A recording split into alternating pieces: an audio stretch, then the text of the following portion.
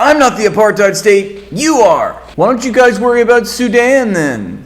Why is nobody caring about Sudan? Just let us do our genocide in peace. Am Yisrael Chai. Yisrael, the World Court has said that you are committing a genocide. Who gives a shit about the World Court? Free Saudi Arabia.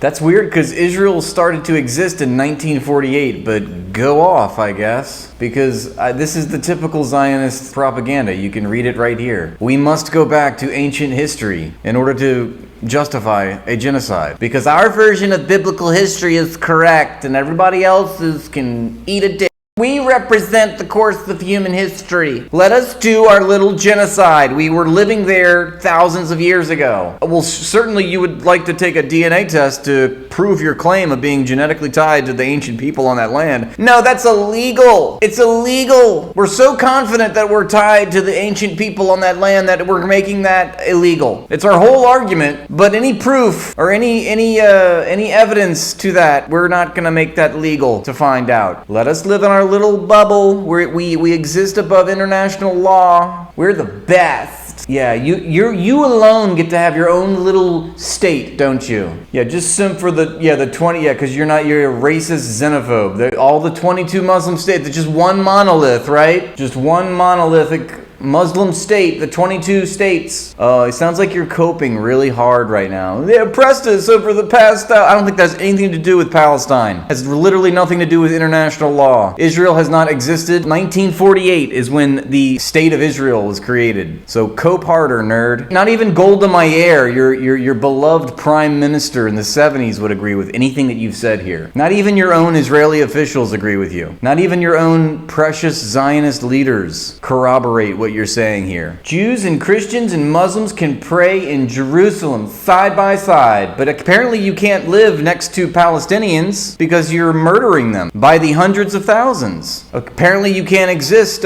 peacefully because you have to construct an apartheid wall. That's weird. That's not apartheid, no. What is apartheid is what you're doing to the Gaza Strip and the West Bank and East Jerusalem. It's literally, this isn't even me coming from me. That's what you don't understand. It's coming from the International Court of Justice. It's coming from the highest court in the entire world. And not only just that court, but the institution which houses that court. And it comes from literally every humanitarian organization you can think of, human rights organization, a plethora of international legal experts. It comes from international law written in international law itself. It comes from the International Committee for the Red Cross. It comes from the Geneva Conventions of 1949. And what's ironic, and I always go back to this, is that these people are basically acting as if, they're above international law. And they want to make it about me. It's always what I'm saying. Oh, you see, a constant deflection. World's smartest Zionists try not to deflect to other countries' crimes while you're doing one of the worst crimes in world history. Yeah, let's talk about Sudan, huh? Let's talk about the Congo.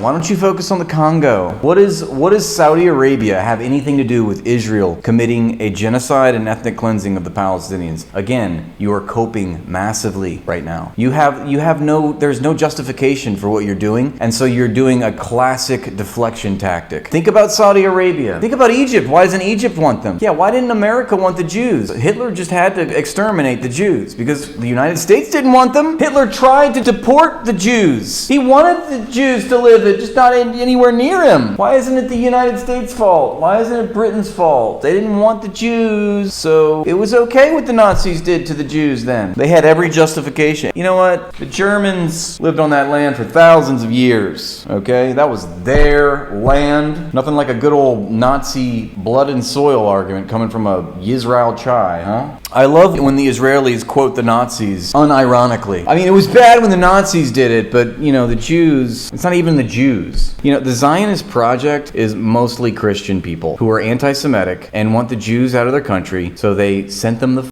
way the in literally BFE, okay? They sent them way the out into the Middle East, far the fuck away from Western civilization. And lo and behold, people that were living on that land and had settled that land and were living on that land for hundreds and thousands of years didn't like it. They didn't like being colonized. And that's just going back to modern history, folks, okay? Israel did not exist before 1948, you know? Even Israeli prime ministers like Golda Meir recognized that it was Palestine, had a Palestinian passport.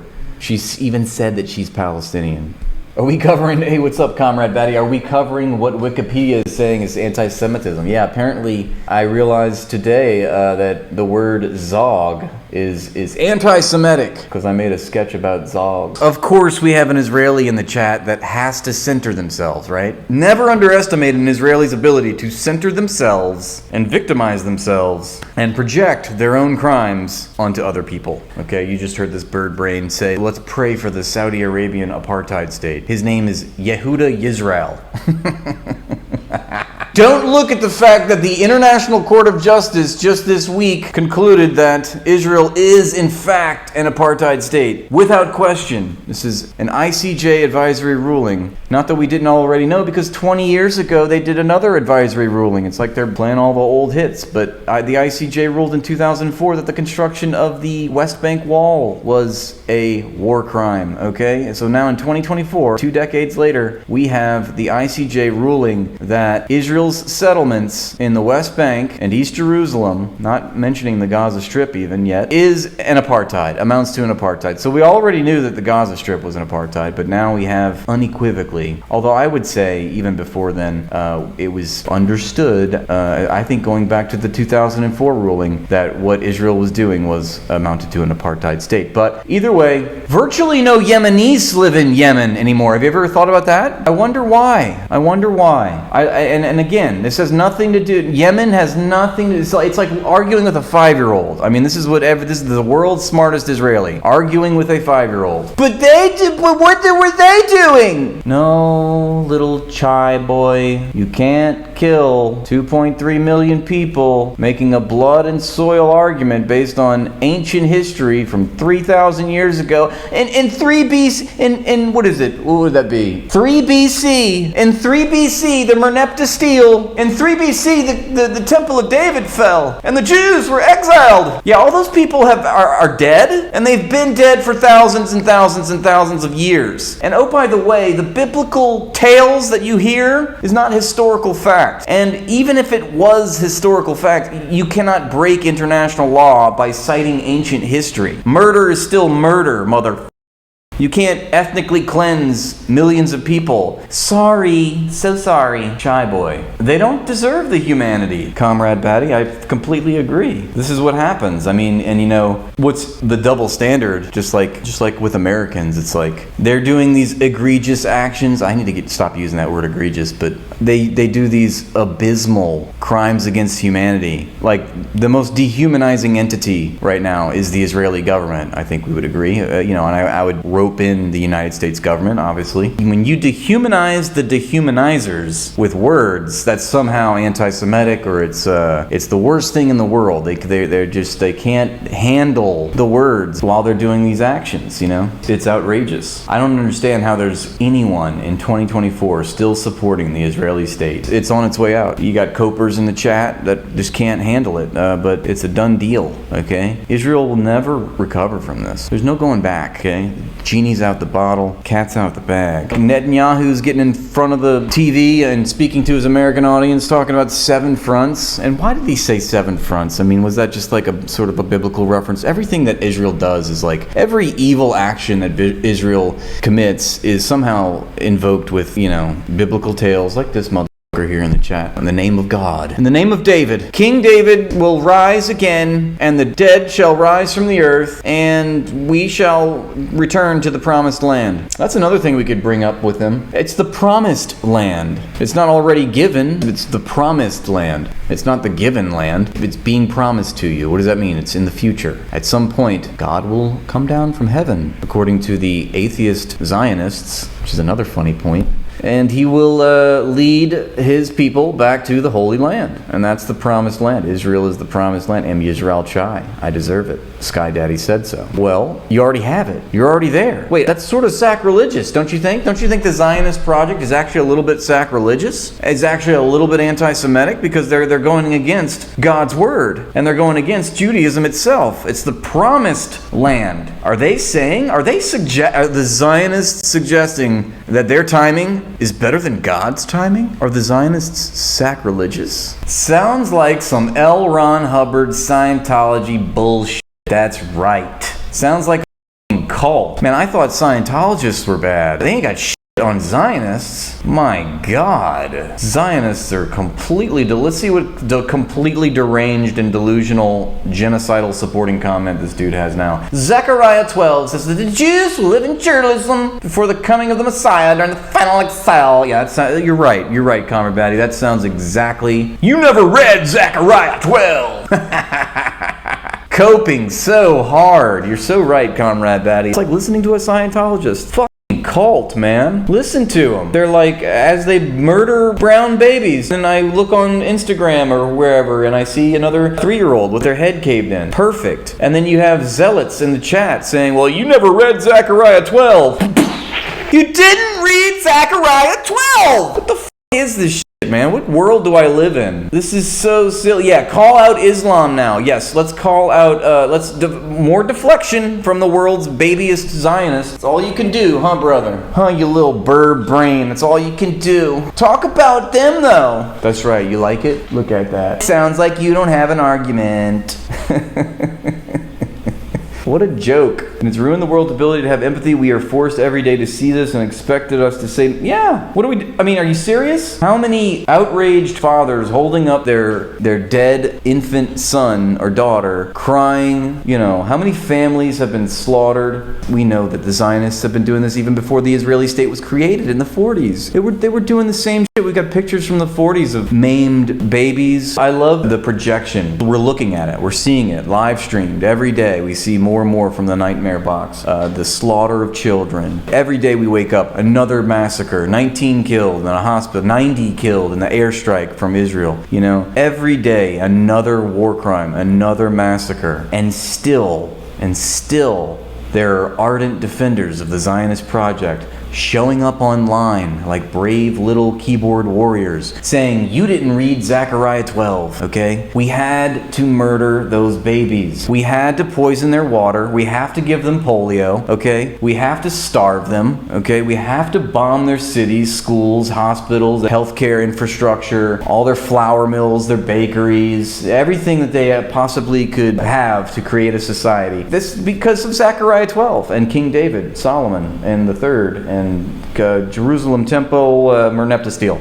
That's why. So, but talk about Islam now. Talk about Islam. Or no, wait, talk about Saudi Arabia. Let's talk about Sudan. Great argument. I mean, that's just outright fascism, right? I mean, there's a pile of dead bodies suffered in the most gruesome fate, okay? And we have people that are invoking the Bible as if, hey, that's the justification for it. Look at the pile. There's gotta be at least 200,000 people dead in the Gaza Strip right now. At least. And after all is said and done, I mean, you know, think about how much devastation that place is enduring for generations and generations to come. I mean, and people, it's just like, think about Vietnam. People are still dying from all the shit that we did to them because it's compounded, it's multi-dimensional, it's multi-layered. I mean, it's horrendous. It should be categorically rejected. You still have people defending it. I don't get it. The one thing that the Zionists have to do to maintain their sanity in this, even though there is none, you have to vilify, you have to dehumanize the people that you're killing. It's all deflection, it's all dehumanization. Absolutely wild, though. Let's hear it for the Houthis. That's what I'm saying. Hello, Saeed. I'm having a feeling that when Israel says it's a rogue, it's not rogue at all. It's actually pervasive. Anytime the Israeli state uses the word rogue to describe anything, whether it's about themselves or it's about the international community, I'm going to go ahead and say, I'm going to do the translation, and I'm going to say it's omnipresent and pervasive and unanimous. So for instance, when the Israeli state says, we're not committing war crimes, that is a rogue faction in the IDF. IDF, the diaper forces. I'm going to go ahead and say, no, that's just the diaper forces themselves. And that is probably strategic policy of the Israeli government itself as well. I'm just going to incriminate the entire state. And similarly, when the Israeli state says that the International Criminal Court has a rogue prosecutor, or the UN is a rogue organization, I'm going to go ahead and do the translation there and realize that, no, it's just the international community, and it's all pervasive and it's unanimous. Lenin for the bourgeoisie, freedom of the press meant freedom for the rich to publish and for the capitalists to control the newspaper. That's right. This freedom is such a buzzword, right? Freedom for who? Democracy for who? When they say democracy, they mean capitalism. Remember? Capitalism is democracy. Democracy is capitalism. The free market is democracy. Free trade is democracy.